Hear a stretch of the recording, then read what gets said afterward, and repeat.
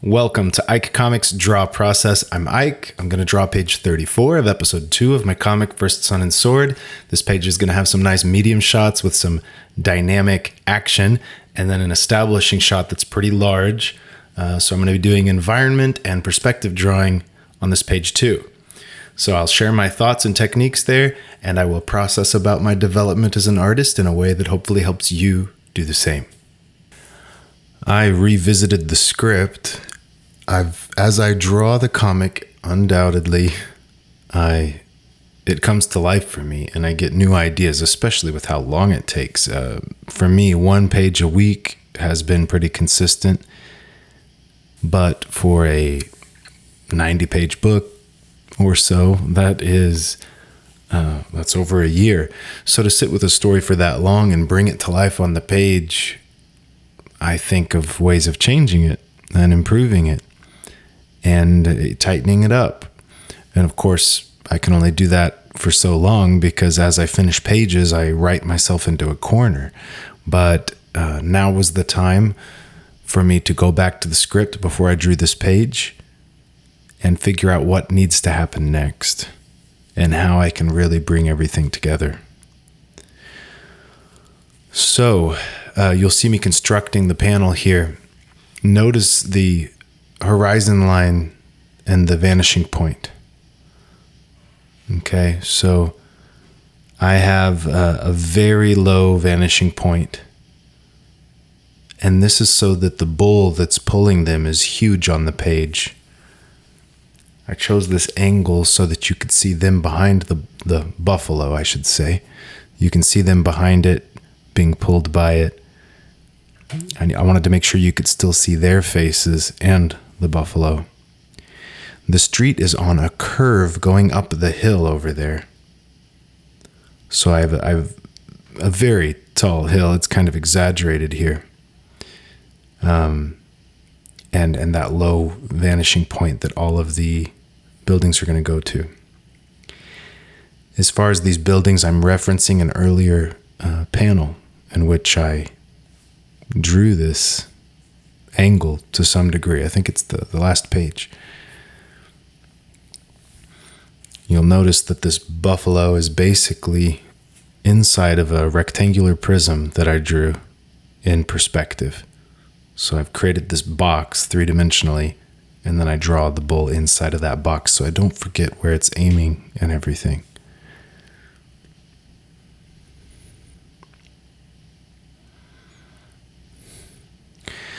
The way I've laid this out, there's a very nice left to right progression. You have up the hill, arcing down towards the cart, which is pulled by the bull. You kind of get this U parabola.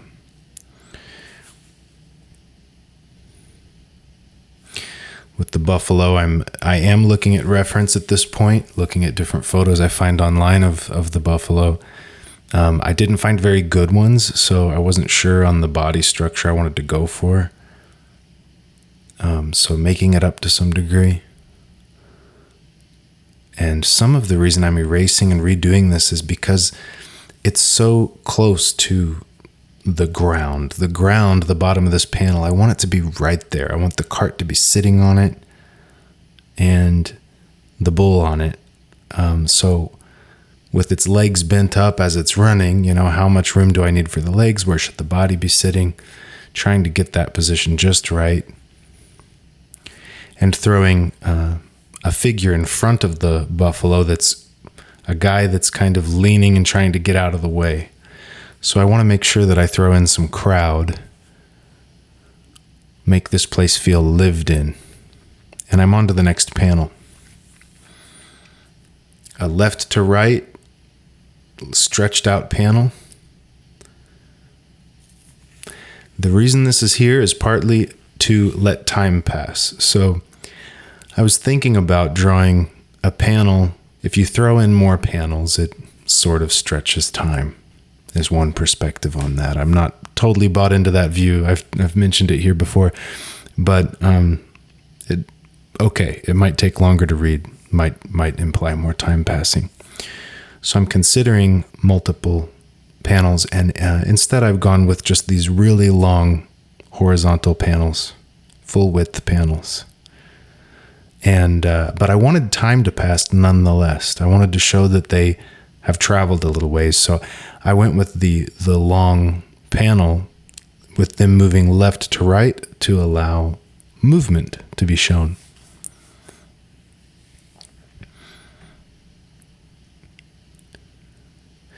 We did something like this on an earlier page before the buffalo was pulling them on the cart. They were just riding on the cart down a hill. The way I drew that before also, the hill is beginning to flatten out. They're getting at the bottom of the hill.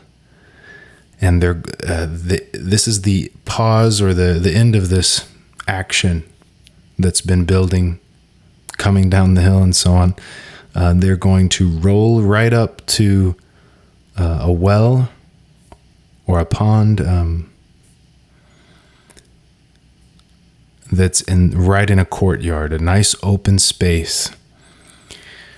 Now, I could have made this look like anything, but as I've written this story out, this is where a fight is going to happen, and I wanted a nice looking place for that.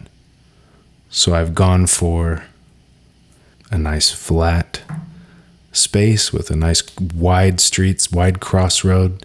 I want to be able to get the camera around the action at all angles without it ending up inside of a wall, for one.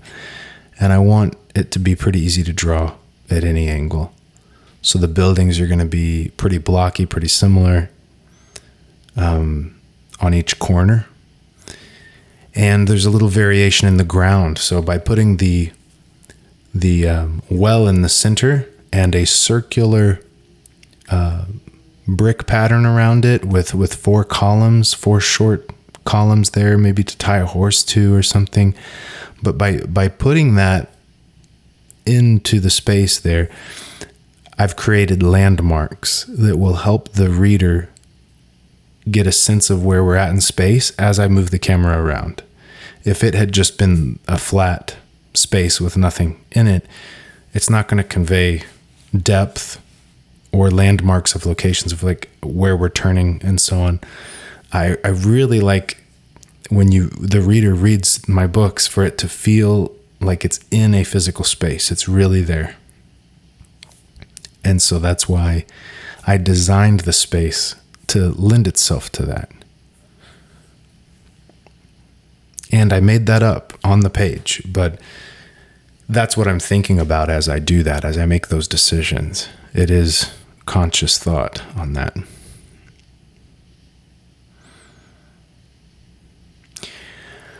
Most of this book is 1-point perspective.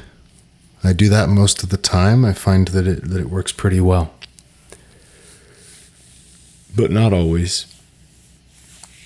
And in my case, I mean, there's always more than one vanishing point, you could say. Like if something's on a hill or something's at an angle to everything else, then it's going to have a separate vanishing point.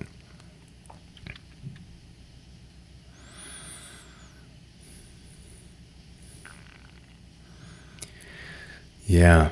Okay. So what we have here is the horizon. Well, it's sort of the horizon line. The horizon line's below this, but the street is flat right across here, right across the bottom of the panel. So everyone's feet are going to touch that point. All the background figures, the cart, the bull, the buffalo, everything is touching that. But to convey depth, there's going to be obviously a different height to things as they move toward you, the closer they are to you. And so I'm conveying that with those background figures being smaller. They're more in line with where the cart is instead of up near the front. There are a lot of overlapping pieces in this panel, like the figure in the foreground that's leaning out of the way. A lot of tangents or overlap with the buffalo, the other people behind the buffalo, building pieces that are touching Son's head as he's in the cart. And I'm thinking about all of that, like, as best as I can. But I'm not avoiding it entirely. Like, there's so much going on in the panel that it's not so simple as to say I'm just going to not let anything touch. I just kind of have to draw organically as I go. I am finessing things, massaging things into place where it's readable still.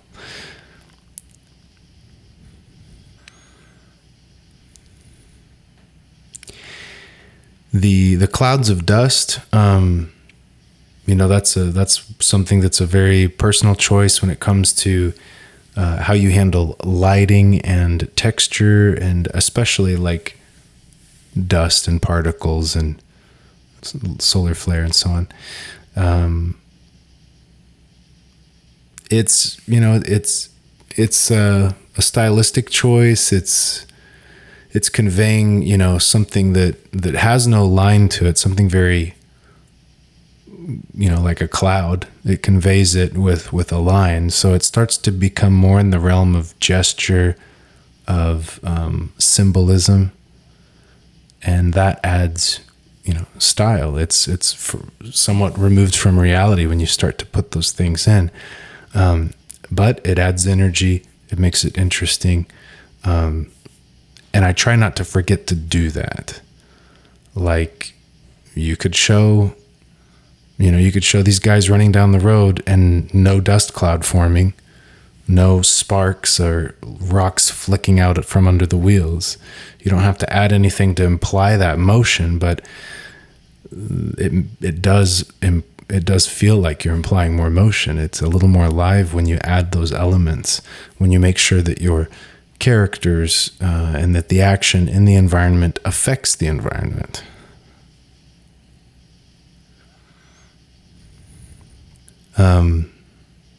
But yeah, this is pretty simple building structures. Pretty simple, not super thoroughly designed, as I've said before. It works as a stand-in. It's cartooning for sure, but there's some complexity from what I've done in my sketchbooks and from prior pages I've drawn. I just start to get a bit of a vocabulary together.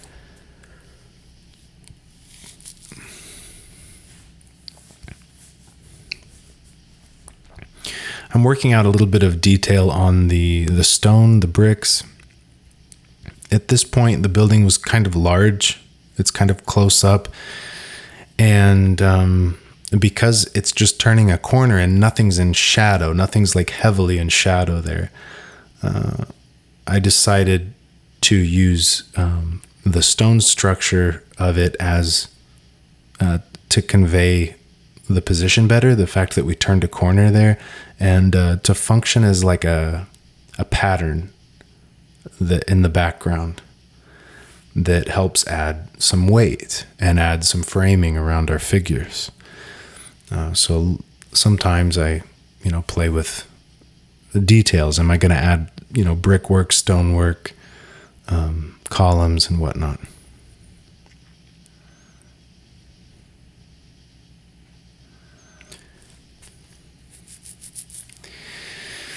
These figures are so small, it's just hard to know how much,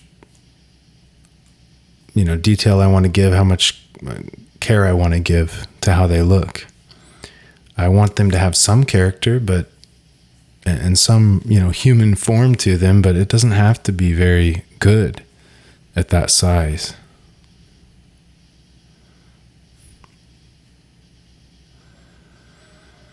When I made this design decision here, I really had to think to myself, I'm going to have to draw this again and again and again for many pages as the fight goes on. Do I really want to draw the stones that are radiating from a center point? Do I want to draw these elements? And the answer is yes. And I thought the same thing with the spearmen we saw earlier. I chose not to give them a lot of clothing or a cape. In the first issue, we had these heavily clothed and caped bad guys that were in a fight. And I found when it's a big crowd fighting, the capes were getting in the way. It made it harder for you to see everything going on. The capes would kind of block things. And sometimes they're challenging for me to draw. I'm still improving at drawing fabrics and folds and drapery and so on. So this time I decided to go with just more nude forms. They basically have like a necklace and underwear on and a spear. So that was also intentional. I'm thinking about, what is this going to look like later? I'm going to have to draw it a lot. How do I want it to look later and feel? And I'm thinking about the story too, and I'm thinking about variety, to not make it like the guys from the last issue. But I'm also thinking, what am I comfortable drawing? What do I want to draw? Is this going to look cool? Is this going to be, good? Here, in the last panel, I wanted to show Sun letting go of the rope. And in my mind, he was letting go of the rope because the buffalo was changing directions, maybe too quickly for the cart, which has no steering. And so he had to let go. That was the idea. Or that the buffalo was going to like run into people or a crowd, and he couldn't follow it that way. Let's go. But I had to show that in just one panel. And I also wanted a nice face shot. I've mentioned trying to get a face on every page, a close-up or a medium shot with a good face in it. So you get to connect with the characters, get some emotion, expression.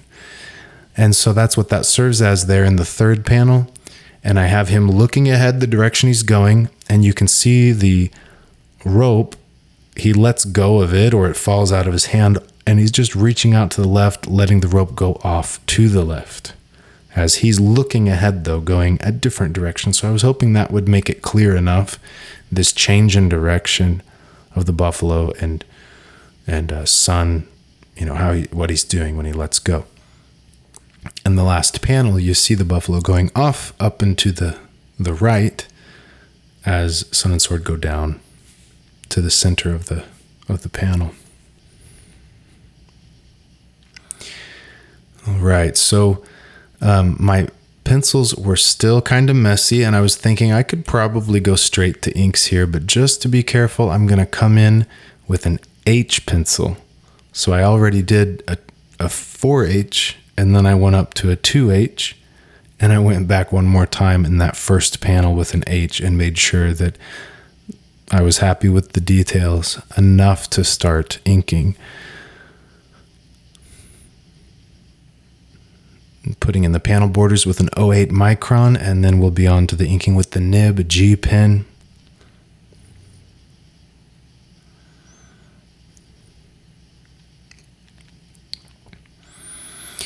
This has been the biggest change I'm going through in a long time as I have switched to this G pen, to the nib, from using microns.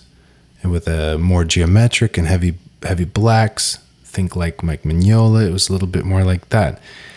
This transition is huge for me, to start doing cross-hatching and lots of character in the lines, lots of lines and textures and pieces and thrown in.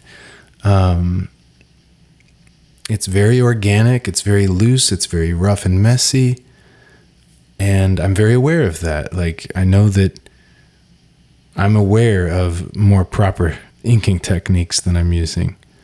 Not that I have much experience with it, but I'm aware that I could do this in a different way. But for me, I would rather capture this in a more rough and raw way and not worry about it. Let it be really organic. I'm happy with it. I feel like these pages have a lot more life to them than my prior pages. And I'm just happy with the look and feel of it at this point. And the more I use this, the nib, the G pen, the more the inking style is becoming what feels more natural and comfortable with this tool. So if you've been at drawing comics a bit and you have a certain style, try changing up your tool sometime and just see what happens, because something big might happen, because something big has happened to me by changing my tool. It's super different in the way I draw and the way it looks, and it's affected a lot of things. It's affected the even the layouts, the sort of what I choose to show in a panel is changing too, to what is possible with this tool. It's affecting that too. It's been great to try that out. And yeah, I could try something else. I could keep trying new things, and maybe I will someday. Right now, this is the cutting edge of my growth and development. It feels right. And I embrace it and run with it. And yeah, and I'm pretty happy with it.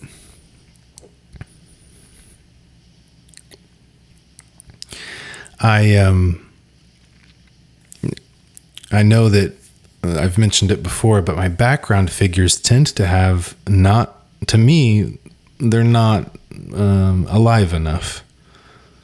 Like there's not enough detail put in, care put in is what I should say. The care in their form and anatomy and silhouette, and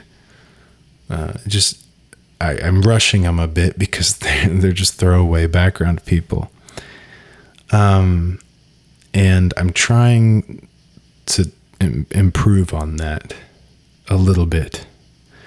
But I also know it's part of my style or the quirkiness of what I do. Like, because I'm drawing so much in a panel these days. There's a lot of backgrounds, a lot of figures, a lot going on. And I want to be able to do that without getting bogged down. In the past, when my style was much cleaner, when the lines on, say, this buffalo would have been very clean with shadows that are clean, and it would have been high contrast, just white and then black areas. The decision of where to put every line and to capture that form of the buffalo had to be much more carefully done.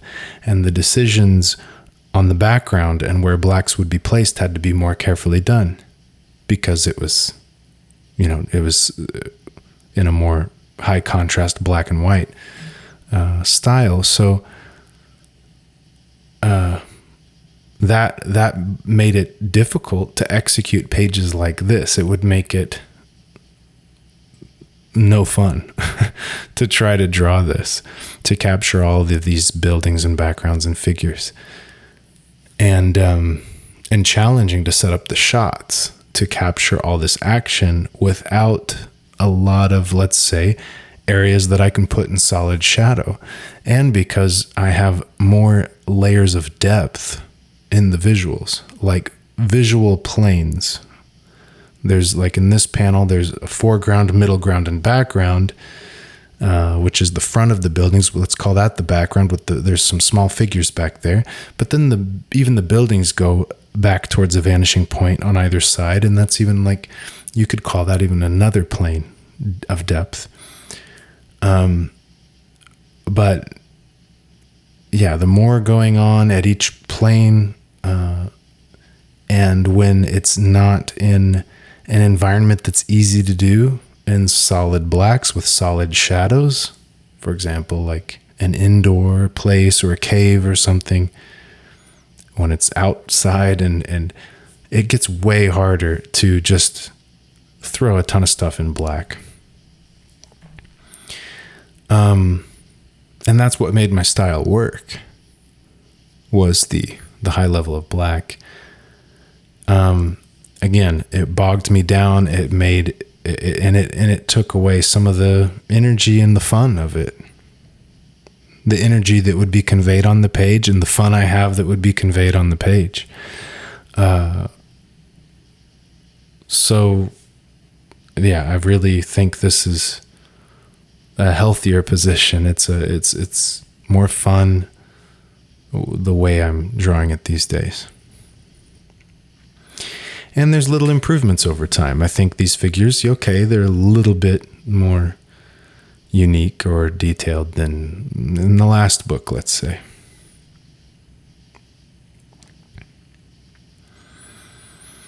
The G pen also really helps with that because the lines can be expressive and vary in thickness.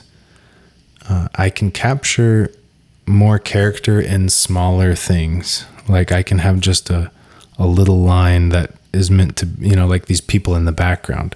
There's just a few lines to show these people, but there's some quality to the line that gives it more gesture, gives it more life than if I had done it with the just a flat dead line, like with a pen, a micron pen.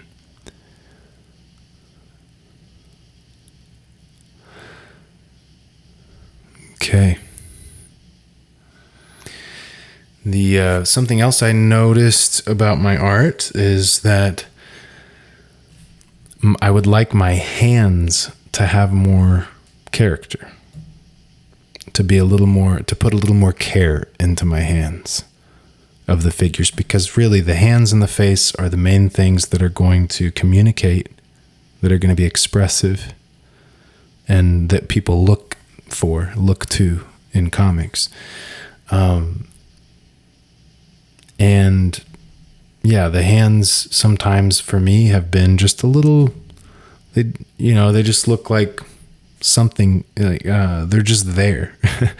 They're just there, but they're not like really holding on or really gripping in a way, like especially when it gets really small on the page and I have to just use a few lines to convey the expressiveness of the hand, let's say. So I'm trying to improve at that as well. And I've been very busy lately. Like life really has thrown me a curveball lately. And the time for sketching and practice is very small. And I'm focusing on other things that need to be done, but I'm not quitting this. I'm recording this the night before the video has to come out, but I'm getting enough sleep. I'm taking care of myself. I'm going to get this done and keep going. So even if it kind of feels like my energy's more going into counseling and growing that business and improving as a counselor and so on, which is one of the things that's taking up energy right now. I'm also growing in the art too. Like the art it's not dying. I'm keeping it alive, even if it feels like, okay, time to sit down and draw. Like, okay, here I go. And that's the only time I thought about it the whole week. It's still consistency, and it keeps the dream alive. It keeps the energy going, and it allows growth to keep happening. Because when I look at every, one of these draw process videos that I've made, I see changes and improvement in what I'm doing as a visual storyteller and in my art. And that's with only one page a week. So it can pay off over time. And like I always say, my eyes are on 5, 10, 15 years from now. Where do I want to be with my visual storytelling and my stories? My voice as an author and artist, where do I want to be in 5 or 10 years? Or 15, because no rush, really. Yeah, and I find that much more helpful to think of it in those terms. Because I've been on roller coasters before with comics, and you can get caught up in trying to achieve or accomplish something in the short term that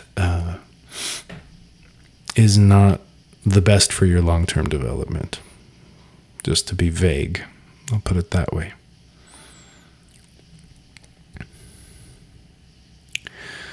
So,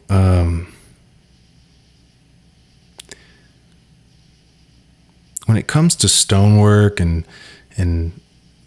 on the street, on this structure or on the buildings, where I try to keep it pretty organic and loose so that it's easy for me to do.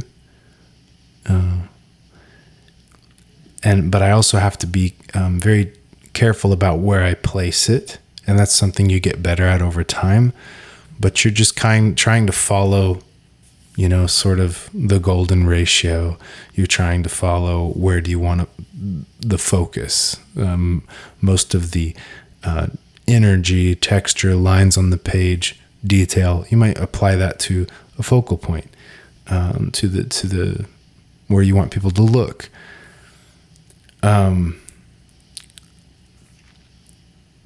And yeah, when it comes to like stonework, you typically don't have to draw every single stone, every brick. And then you get better and better at knowing how to do that. I would say if you draw grass and foliage, that it is good. It transitions well to man-made structures. So you might start with like grass and foliage, because obviously you're not going to draw like every leaf or every blade of grass.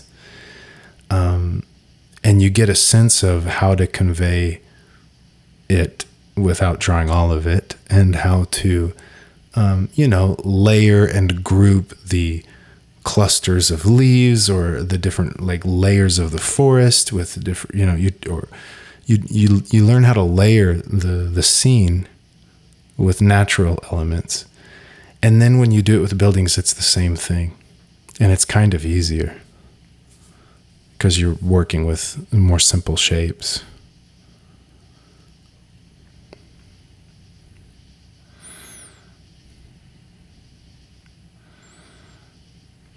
For me, I also have always done it this way, where I don't make a clear perspective grid and then try to start drawing cubes and rectangular prisms, and apply, just trying to draw the city on top of that. Starting with the simplest shapes and then like adding in more of the detail. I just can't approach it that way. It's too rigid. It's too on the grid for me. I approach it like I'm drawing nature. It's not, you can't just find your horizon and make your grid and then like start putting trees in. Like it's not like that. You're building that scene through design principles, beauty principles, golden ratio. And so, yeah, I construct it, I build it, and then I make sure that it snaps to a grid somewhat, But as you've seen, I do start with vanishing points. I need to know the angle things are in, and that's about it. As I go in with this brush pen, it makes a big difference. You'll see just how much black it adds in the page. But I'm looking at the page as a whole, kind of from a distance in a way, and I'm just seeing, is there enough black? Where does the black need to be? I'll throw it in. In the past, the shadow of that building would have just been solid black when I do inking, but I'm enjoying doing the hatching that's in a real organic way, kind of rough hatching. And then with the brush, I go right over my G-pen work lines and add new lines on top of it, which, sure, it's a little messy when you do that, but it works.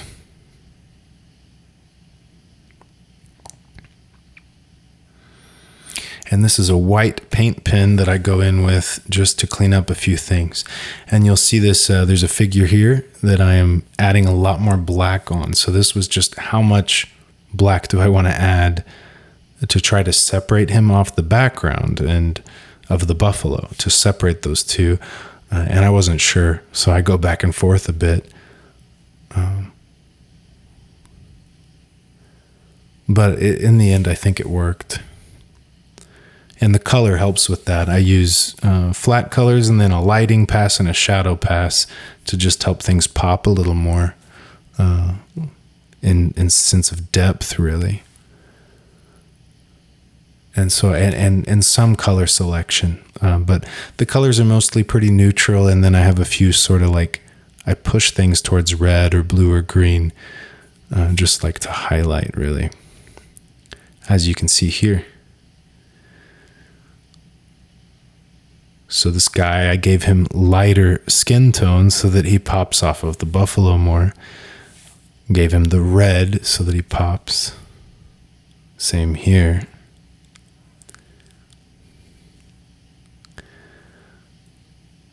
And there it is, the nice establishing shot with all these people doing whatever they're doing. All of these people are going to disappear. You know, they're going to hide and go away whenever the fighting starts, because I don't want a bunch of people standing around in the background that I have to try to draw, because it can also just muddy up the clarity of the action. So for example, in this third panel here, the camera's very low, so you're not seeing anyone but them, because behind them is too high up for there to be people. So there's real clarity, but you put a lot of people in the background, it's going to be harder to keep that clear. And that's it for this week. I hope you enjoyed it, got something out of it. Thanks for watching. I'll see you next week.